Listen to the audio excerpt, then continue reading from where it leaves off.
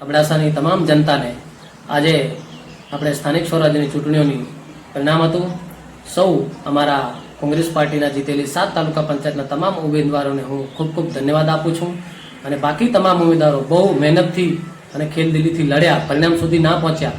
પરિણામ માટે ઘણા બધા ફેક્ટર કામ કરતા હોય છે, પણ દિલથી અને ખેલદિલીથી લડ્યા. પ્રજાનો ચુકાદો શિરોમાન્ય ગણીએ છે અને તમામ પાર્ટી વતીથી તમામ વિસ્તારના અને જિલ્લા પંચાયત પ્લસ અબડાસાની તમામ જનતાનો આભાર વ્યક્ત કરું છું. ઘણા બધા પરિબળો એવા હતા જે આ પરિણામને અલગ દિશામાં લઈ જતા હતા. ભાજપના ગુંડાગીરી, ભાજપની ધમકીઓ, પૈસા, દારૂની રેલમછેલ, વહીવટી તંત્રનો ગેરઉપયોગ, એવા બધા ઘણા પરિબળો હતા જેના કારણે ભાજપ પરિણામ સુધી પહોંચી શકી છે. ઘણા બધા સભ્યોને ધમકાવતા હતા અને લાસ્ટમાં એમની પાસે ઈવીએમ તો હતું જ. આ ઈવીએમ પર અમારો કંઈ લોક ચુકાદો ના મળે એટલે કોઈ ઠીકરું ફોડવાની વાત નથી. આ સત્ય ઘટના તમને હું સંભળાવું છું આજની. ઈવીએમની એક સિંધોડી ગામ, સિંધોડી મોટીનું એક એક્ઝામ્પલ આપું છું આપને.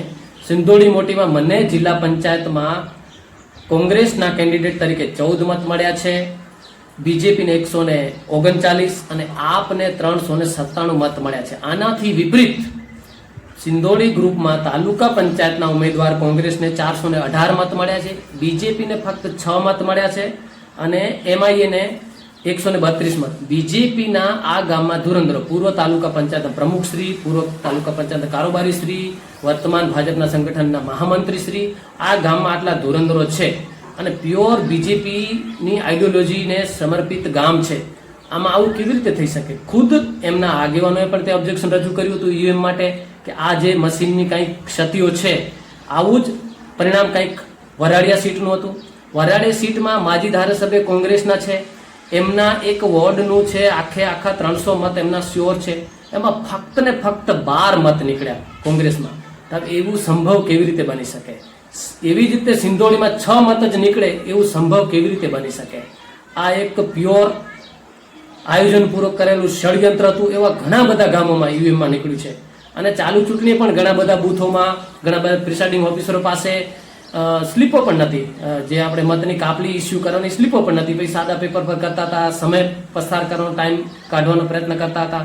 એટલે ઘણા બૂથોમાં એવું હતું કે મતદાન સુધી લોકો પહોંચે અને નીચે જે કામ કરનારા કર્મચારીઓ એકદમ સ્લો કરતા, એટલે મતદાન ઓછું થાય અને વહીવટી તંત્રનો પૂરેપૂરો ગેરઉપયોગ.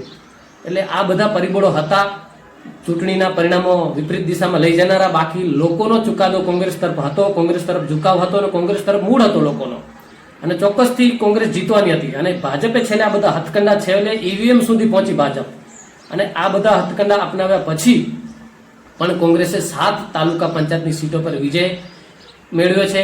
એટલે હું અબડાસાની જનતાને નતમસ્તક નમન કરું છું અને આ લોક ચુકાદો તમે આપ્યો છે. અમે આપ સૌનો આ લોક ચુકાદો સ્વીકાર કરીએ છીએ અને આપના પ્રશ્નો માટે આગામી સમયમાં હિંમતથી અને તાકાતથી આપ સૌના સહયોગથી લડશું અને આપની સાથે રહેશું. ધન્યવાદ.